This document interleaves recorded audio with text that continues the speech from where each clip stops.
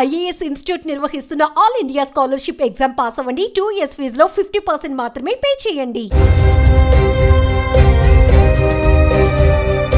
ఆ విద్యార్థినుల పేదరికాన్ని ఓ వంట మనిషి ఆసరాగా చేసుకుంది. మంచితనం ముసుగులో వారిని చేరదీస్తున్నట్లు నమ్మించింది. తీరా వారు పూర్తిగా ఆమె ట్రాప్ లో పడిన తర్వాత నిజస్వరూపం బయటపట్టింది. నగ్న పూజలు చేస్తే కనకవర్షం కురుస్తుందని, డబ్బులు కుప్పల తెప్పలుగా వచ్చి పడుతాయని నమ్మించింది. దానికి తగినట్లుగానే అన్ని ఏర్పాట్లు చేసింది ఆ వంట మనిషి. అదంతా చూసిన విద్యార్థిని భయంతో పారిపోయి విషయం కుటుంబ సభ్యులకు చెప్పడంతో నగ్న పూజల వ్యవహారం బయటపడింది. అయితే ఇదంతా ఏదో మారుమూల ప్రాంతంలో కాదు, మంతని పట్టణంలోని బాలికల వసతి గృహంలో జరగడం ఇప్పుడు చర్చనీయాంశంగా మారింది. పెద్దపల్లి జిల్లా మంతని పట్టణంలోని ప్రభుత్వ బాలికల వసతి గృహంలో పొరుగు జిల్లాకు చెందిన ఓ విద్యార్థిని తన సోదరితో కలిసి ఉంటుంది. బాలిక తల్లిదండ్రులు పేదవారు కావడంతో ప్రభుత్వ హాస్టల్లో ఉంటూ అక్క చెల్లెళ్ళు చదువుకుంటున్నారు.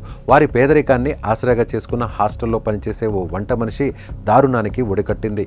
ఈ ఇద్దరు బాలికలను చేరదీసినట్లుగా నటిస్తూ పెద్ద కుట్రకు ప్లాన్ చేసింది. వారిలో పెద్దమ్మాయికి మాయమాటలు చెప్పి నగ్న పూజలు చేస్తే కనకవర్షం కురుస్తుందని నమ్మించింది. ఈ డబ్బుతో మీ కుటుంబం అంతా సంతోషంగా ఉండవచ్చని నమ్మబలికింది. వంట మనిషి మాయమాటలు నమ్మిన బాలిక ఆమె చెప్పినట్లు చేయడానికి అంగీకరించింది. ఈ క్రమంలో వారం కిందట వంట మనిషి ఉండే గదికి ఓ వ్యక్తిని తీసుకొచ్చింది.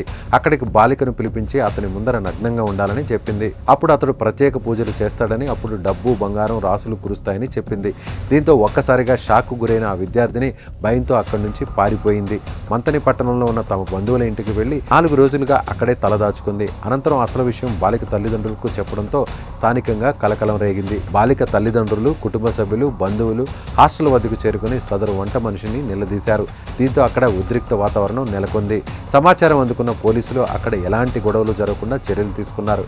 ఇంకా బాలికను ప్రలోభపెట్టిన మహిళను అదుపులోకి తీసుకుని పోలీస్ స్టేషన్కు తరలించారు పోలీసులు.